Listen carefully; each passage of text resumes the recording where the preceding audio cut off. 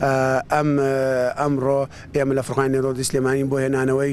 قوربانیانی 23 دوانزەی 2015 کە پێگاتوە لە خێزانێکی شەشکەسی و لە ماوەی ڕابردووە لە وڵاتی تورکیا بەرەو یۆنان کۆچیان کردووە بەهۆی شەپۆلەکانی دەریاوە ئەم خێزانە کە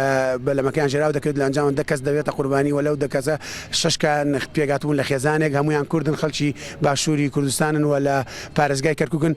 ئێمە دوایە بە نووسراوی فەرمی فدراسیۆنی سەراسەری بەنابەرانی کوردستان لە عێراق دیارە بە هەمووینجی لەگەڵ حکوومەتی فدرالی عێراق و سەفارەتی عێراق لە یۆنان دیارە هەستاین بە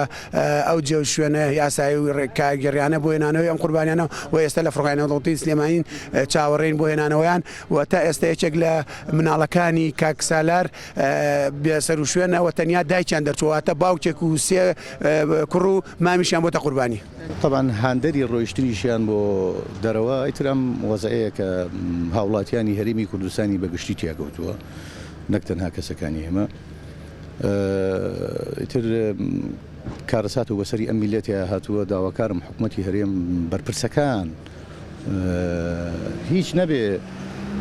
وەک کە ناتوانن ڕێگە چارەیەکی گونجاو بۆ ئەم کارەساتە مرۆییە بدۆزنەوە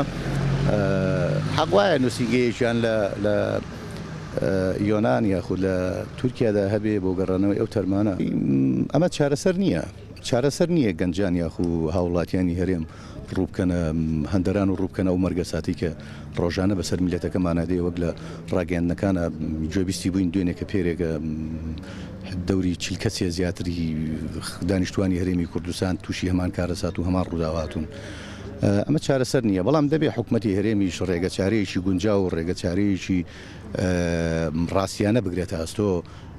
بۆ چارەسەرکردنی ئەم قەیرانە یعنی ئەمە قەیرانێکی زۆر گەورەیە ئەم قەیرانە قەیرانی مرۆییە ئەمن خۆخاڵی ئەو کەسانم کە خۆی چوار مناڵ و برایەکی ڕۆیشتن مانجێک پێش ئێستا وەکو خەڵکانی تر ڕۆیشتن بەرە ئەوروپا بەڵام لە دەریای ئیجە خنکان چوار مناڵ و خۆی خنکا لەگەڵ براکەی واتە شەش جەنازەمان دێتەوە ئەمڕۆکە تەنها مناڵێکیان نەدۆزراوەتەوە خێزانەکەی دۆزرایەوە